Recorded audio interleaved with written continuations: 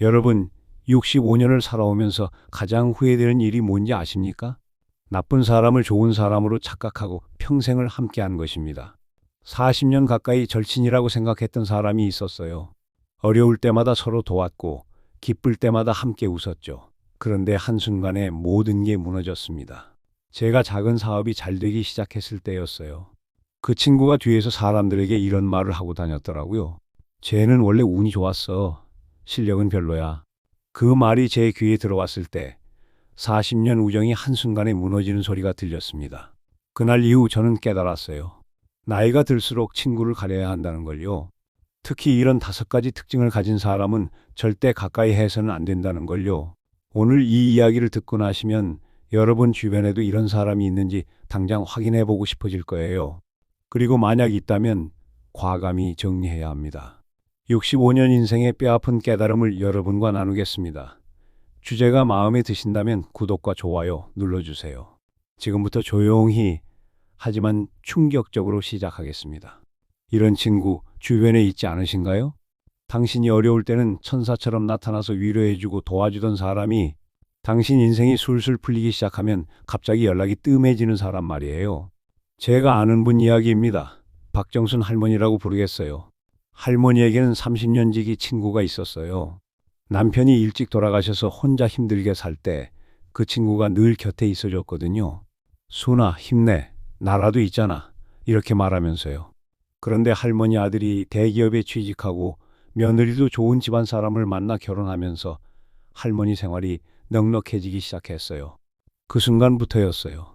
그 친구의 태도가 미묘하게 바뀌기 시작한 게 요즘 잘 나가네. 부럽다. 처음에는 이런 말로 시작했어요.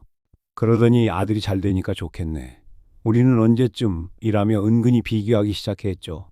급기야는 예전에 힘들 때 내가 얼마나 도와줬는데 이제 잘 되니까 나 같은 건 안중에도 없나 보네 라고 말하더래요. 할머니는 그제서야 깨달았다고 하시더라고요.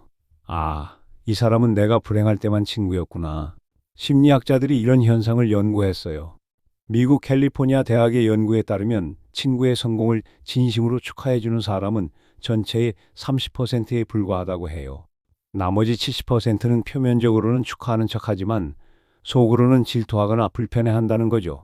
더 충격적인 건 이런 감정이 오래 지속된다는 거예요.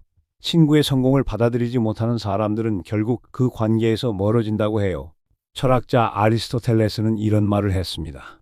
친구의 성공을 시기하는 자는 진정한 친구가 아니다. 정말 맞는 말이에요. 진짜 친구라면 내가 잘 될 때 더 기뻐해 줘야 하는 거 아닌가요? 이런 사람들의 특징을 정리해 보면 당신이 힘들 때는 적극적으로 위로하고 도움을 줍니다. 하지만 당신이 잘 되기 시작하면 연락 빈도가 줄어들어요. 만나면 은근히 비교하는 말들을 해요. 예전에 내가 도와줬는데 라며 은혜를 들먹여요. 결국 자연스럽게 관계가 소원해집니다. 여러분 주변에도 이런 사람 있지 않나요? 당신이 승진했다, 사업이 잘 됐다, 자식이 성공했다 이런 소식을 전했을 때 진심으로 기뻐해 주지 않고 어딘지 서먹해지는 사람 말이에요. 박정순 할머니는 그 이후 어떻게 하셨을까요? 그 친구와 거리를 두기 시작했어요. 처음엔 서운했지만 시간이 지나면서 오히려 마음이 편해졌다고 하시더라고요. 그 사람과 함께 있을 때는 항상 내가 불행해야만 관심을 받는 기분이었어. 이제는 내 행복을 순수하게 기뻐해주는 사람들과만 지내려고 해. 할머니 말씀이 정말 와 닿았어요. 우리는 나이가 들수록 이런 걸 구별할 수 있어야 해요. 진짜 친구는 내가 잘 될 때 더욱 기뻐해주는 사람이에요. 내 성공을 자기 일처럼 자랑스러워하고 내 행복을 진심으로 축하해주는 사람이죠. 만약 여러분 주변에 당신이 잘 될 때만 멀어지는 사람이 있다면 그 사람과는 거리를 두는 게 맞아요. 그런 관계는 결국 당신의 발목만 잡을 거예요. 이런 사람도 정말 피곤해요. 만날 때마다 자기 이야기만 하는 사람 말이에요. 우리 아들이 말이야. 내가 젊었을 때는 나는 원래 30분 대화하는 동안 상대방 이야기는 5분, 자기 이야기는 25분. 이런 사람과 만나고 나면 기운이 쏙 빠져요. 인천에 사시는 한 할머니 이야기예요. 매주 만나는 친구가 있었는데 그 친구는 만날 때마다 자기 손자 자랑, 자기 며느리 자랑, 자기 집 자랑만 했대요. 할머니가 요즘 무릎이 아파서라고 말을 시작하면 아, 나도 그래.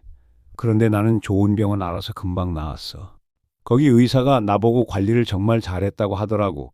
할머니 말이 끝나기도 전에 자기 이야기로 돌리는 거예요.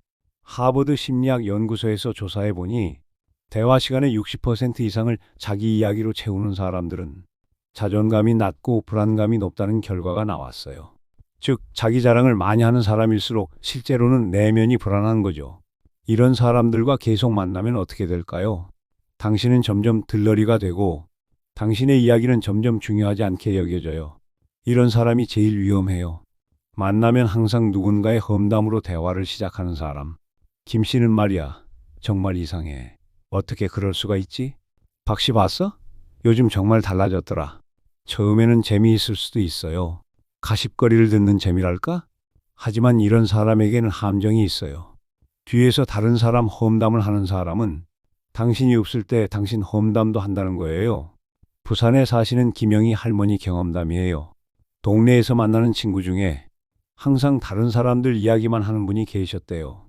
저 사람은 원래 그래. 쟤는 돈이 생기니까 건방해졌어. 그 집은 겉으로만 잘 사는 척 하더라. 김할머니는 처음엔 그냥 듣고만 있었대요. 그런데 어느 날 다른 분을 통해 충격적인 사실을 알게 됐어요.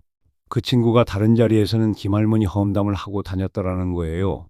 김 씨는 말이야, 속이 좁아. 요즘 너무 잘난 척해. 그 순간 김할머니는 깨달았다고 해요. 이 사람은 누구와 있든 그 자리에 없는 사람 험담을 하는구나. 심리학에서는 이를 삼각관계 소통이라고 불러요. A가 B에게 C의 험담을 하고 B가 C에게 A의 험담을 하는 식이죠. 이런 패턴에 빠지면 결국 모든 관계가 의심스러워져요. 이 사람도 내가 없을 때 내 험담을 하겠지? 이것도 묘한 패턴이에요. 당신이 괜찮을 때는 연락도 없다가 뭔가 어려운 일이 생기면 갑자기 나타나는 사람. 처음에는 정말 고마운 친구라고 생각할 수 있어요. 힘들 때 곁에 있어주니까요. 하지만 시간이 지나면서 이상한 점을 발견하게 돼요. 이 사람은 당신이 행복할 때는 관심이 없다는 거예요. 대구에 사시는 박철수 할아버지 이야기예요.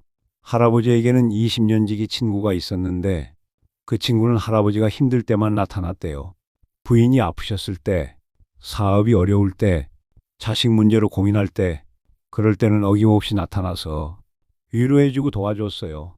하지만 할아버지가 건강하고 사업이 안정되고 손자들이 잘 클 때는 연락이 뜸했어요. 할아버지는 나중에서야 깨달았다고 해요. 이 친구는 내 불행에서 우월감을 느끼는구나. 정신과 의사들이 말하는 구원자 콤플렉스라는 게 있어요. 다른 사람을 도와줌으로써 자신의 존재감을 확인하려는 심리죠. 이런 사람들은 당신이 독립적이고 행복해지는 걸 원하지 않아요. 계속 도움이 필요한 상태로 있어야 자신의 역할이 유지되니까요. 마지막으로 이런 사람이 가장 위험해요. 당신이 싫다, 안 된다, 힘들다고 해도 계속 밀어붙이는 사람. 그래도 우리 사이 아니야? 이번 한 번만 내가 언제 부탁한 적 있어?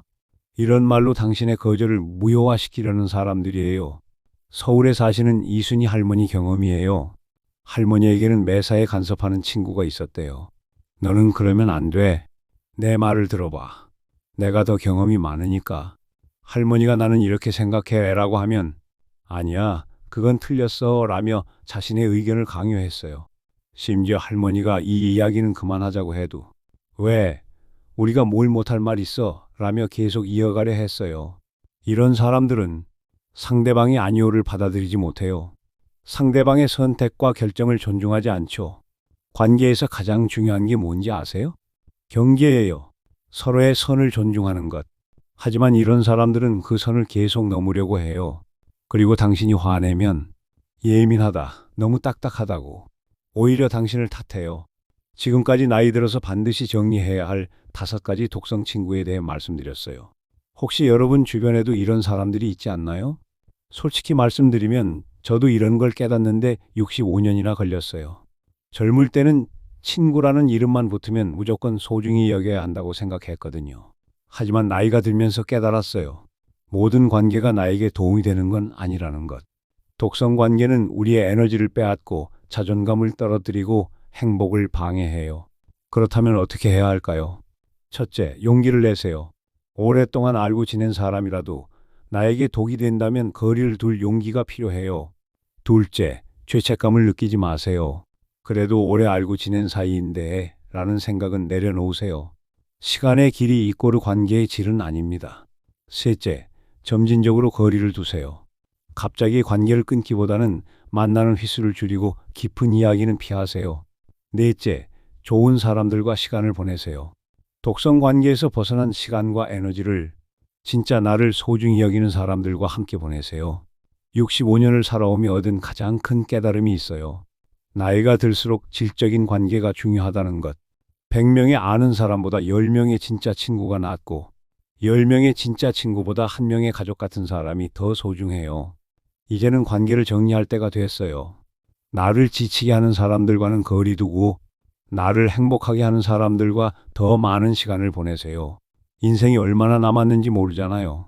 그 소중한 시간을 독성 관계에 낭비할 이유 있을까요? 오늘 집에 가셔서 한번 생각해 보세요. 내 주변 사람 중 나를 진짜 소중히 여기는 사람은 누구인지, 나를 이용하려는 사람은 누구인지, 그리고 용기를 내서 정리하세요. 지금이라도 깨달은 게 다행이에요. 여러분의 남은 인생이 정말 소중한 사람들과만 함께하는 시간으로 가득 채워지기를 바랍니다. 오늘 영상을 보시면서 어떤 생각이 드셨나요? 혹시 주변에 이런 사람 있으신가요? 댓글로 경험을 나눠주세요. 당신의 이야기가 누군가에겐 큰 위로가 될 거예요. 영상이 도움이 되셨다면 구독과 좋아요, 그리고 주변 분들께도 공유해 주세요. 다음에 또 다른 이야기로 돌아오겠습니다. 그때까지 건강하시고 오늘부터 관계 정리 시작해 보세요. 감사합니다.